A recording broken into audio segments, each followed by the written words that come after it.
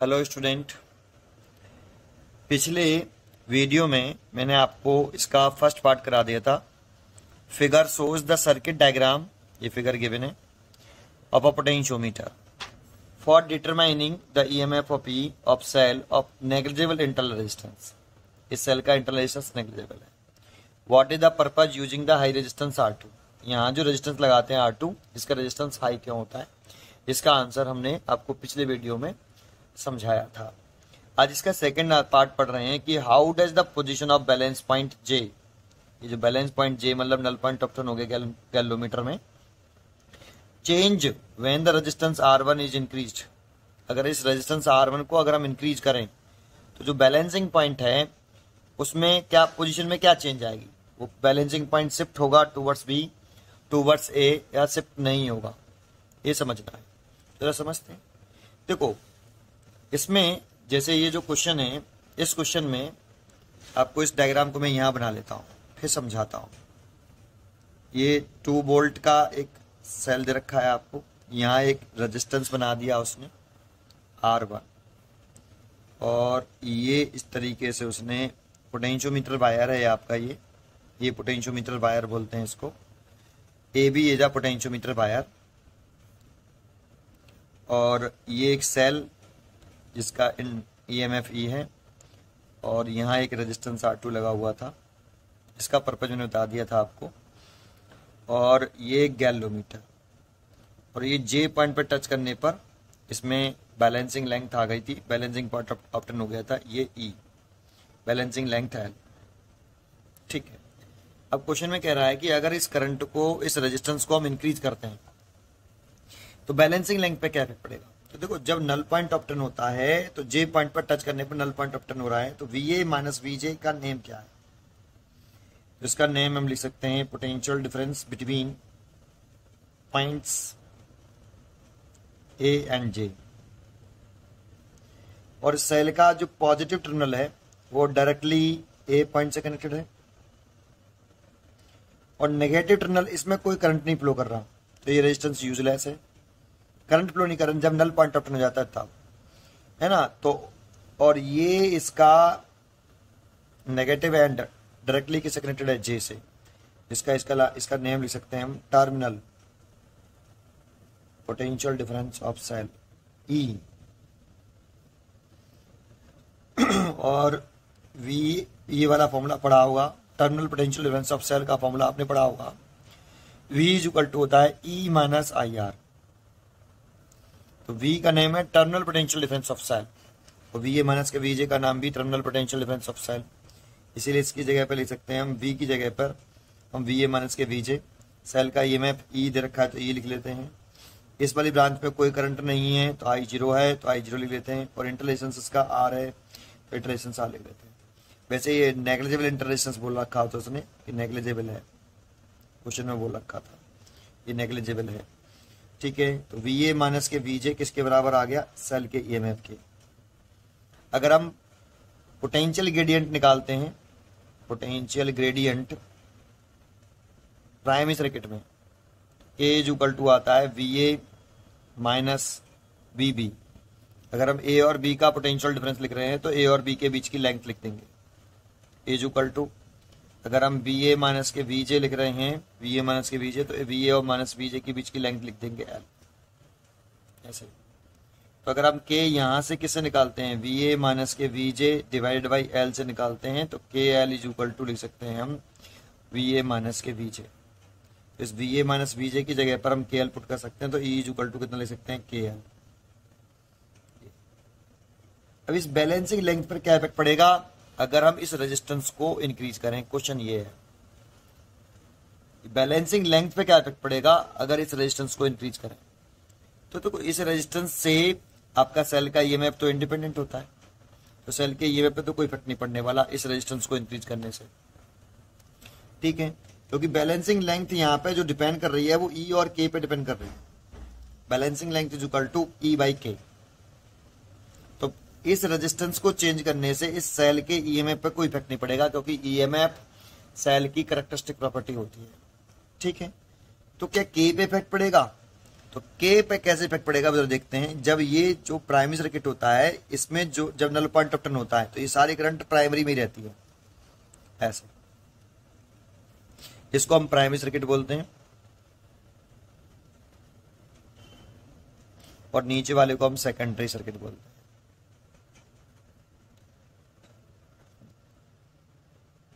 तो ये जो करंट है प्राइमरी सर्किट में, फॉर प्राइमरी सर्किट जो करंट फ्लो कर रहा है प्राइमरी सर्किट में, तो उस करंट को निकालें तो फॉर प्राइमरी सर्किट, या ये कह सकते हो पोटेंशियोमीटर वायर में जो करंट फ्लो कर रहा है उसकी बात कर रहे हैं फॉर प्राइमरी सर्किट। तो total current is equal to क्या होता है, total current is equal to होता है total EMF over total resistance. ये अब देखो इस पोटेंशियोमीटर वायर, ये पोटेंशियोमीटर वायर है ए बी, इसका रेजिस्टेंस लेट कर लेता हूं आर ए बी। तो देखो ये आर ए बी रेजिस्टेंस, अगर करंट ऐसे आएगी तो आर ए बी जो रेजिस्टेंस है आपका, ये और ये आर वन, ये दोनों सीरीज कॉम्बिनेशन में है, और ये टोटल ईएमएफ हो गया ई। इंटरलेशंस इसके में गिवन नहीं है, इस सेल का इंटरलेशंस गिवन नहीं है तो जीरो मान लेते हैं, है ना। तो total current is equal to लिख सकते हैं, तो टोटल ईएमएफ तो हो गया 2 वोल्ट, ई लिख सकते हो, ई लिख देता हूं, या इसे वी लिख देता हूं क्योंकि ई तो ये लिख रखा है इसलिए वी लिख दिया ऐसे, तो वी लिख देता हूं, 2 वोल्ट लिख रहे हैं ये वाला, ठीक है। और टोटल रेजिस्टेंस लिखें तो आर ए बी और आर वन सीरीज कॉम्बिनेशन में है, सो हम लिख सकते हैं R A B plus R one, ऐसे ये सीरीज कॉम्बिनेशन में है इसीलिए ऐसे लिख सकते हैं। अब देखो यहां ये कह रहा है कि अगर इस रेजिस्टेंस को R1 को हम इंक्रीज कर दें, तो इफ अगर R1 आप इंक्रीज करोगे ऐसे, तो R1 को अगर इंक्रीज करोगे तो ये जो करंट है प्राइमरी सर्किट में फ्लो करने वाली करंट या पोटेंशियोमीटर वायर में फ्लो करने वाली करंट, ये करंट क्या हो जाएगी, डिक्रीज हो जाएगी। R1 इंक्रीज तो ये करंट जो हो जाएगी आई, जो आपकी जो पोटेंशियोमीटर वायर में फ्लो कर रही है वो करंट डिक्रीज हो जाएगी, ठीक है। अब जो पोटेंशियल ग्रेडियंट है, नाउ पोटेंशियल ग्रेडियंट अगर हम लिखें, potential gradient K is equal to, जो देखो मैंने यहां लिखा V A minus B B divided by capital L, तो इसको मैं यहां लिख लेता हूं potential gradient V A minus B B divided by capital L.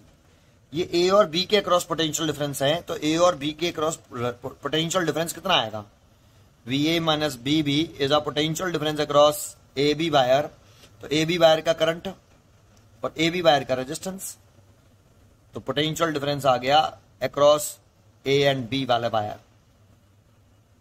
भाई ये पोटेंशियल डिफरेंस किसके अक्रॉस है, A और B वाले वायर के अक्रॉस, तो A और B के अक्रॉस पोटेंशियल डिफरेंस निकालना है, तो A और B में कितनी करंट फ्लो कर रही है I, और A और B वाले वायर का रेजिस्टेंस कितना है RAB, तो I इंटू RAB। तो आप यहां पे लिख सकते हो VA माइनस BB की जगह पे I into RAB divide by capital L, ठीक है। इसमें आप देखो अगर इस रेजिस्टेंस को आप इंक्रीज कर रहे हो तो इस रेजिस्टेंस को इंक्रीज करने से इस वायर में, इस पोटेंशियोमीटर वायर में फ्लो करने वाली करंट डिक्रीज हुई। अगर I डिक्रीज होगा, ये अगर डिक्रीज होगा तो पोटेंशियल ग्रेडियंट भी क्या हो जाएगा, डिक्रीज हो जाएगा, पोटेंशियल ग्रेडियंट डिक्रीज हो जाएगा। और पोटेंशियल ग्रेडियंट अगर डिक्रीज हुआ तो देखो बैलेंसिंग लेंथ जो है, ये बैलेंसिंग लेंथ है, ये सेल के ईएमएफ पे तो कोई इफेक्ट नहीं पड़ेगा इस रेजिस्टेंस R1 को इंक्रीज करने से। तो पोटेंशियल ग्रेडियंट डिक्रीज हो रहा है तो ये डिक्रीज अगर होगा तो बैलेंसिंग लेंथ इंक्रीज हो जाएगी, और बैलेंसिंग लेंथ अगर इंक्रीज होगी तो ये जो नल पॉइंट है वो शिफ्ट होगा किधर की तरफ, toward the point P.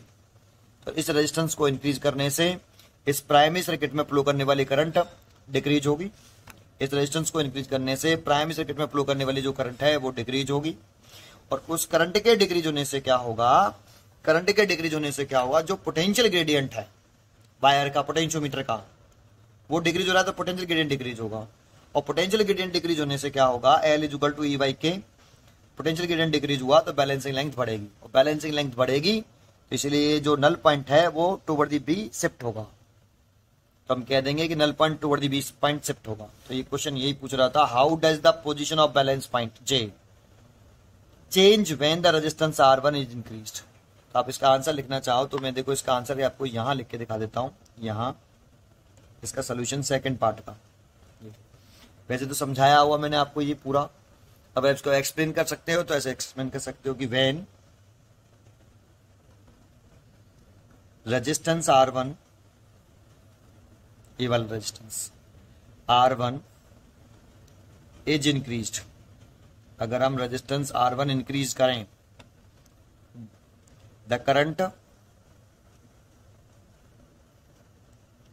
Through the potentiometer wire, ये लिखना जरूरी है, through the potentiometer wire, through the potentiometer wire, potentiometer wire circuit decreases.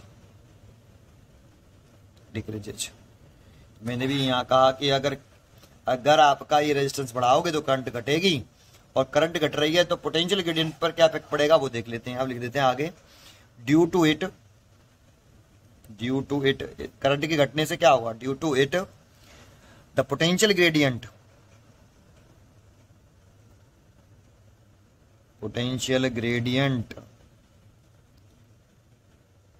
across the potentiometer wire, across the potentiometer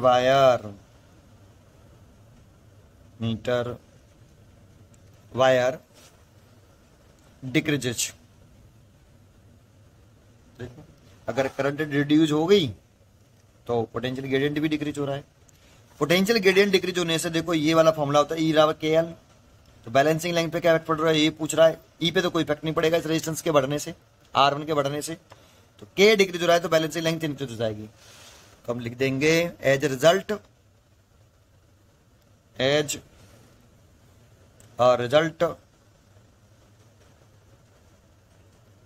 of it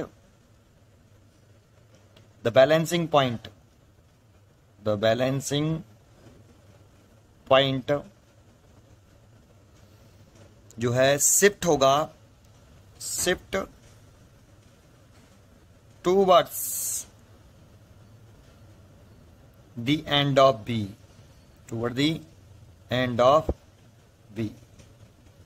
आप इस तरह से इसे एक्सप्लेन कर सकते हो, इस तरह से आंसर लिख सकते हो, लेकिन ये लाइन हमने ऐसे बोली क्यों है उसको मैंने आपको समझाया है। ठीक है, आज के इतना ही, पढ़ते रहिए और खुश रहिए। Thank you.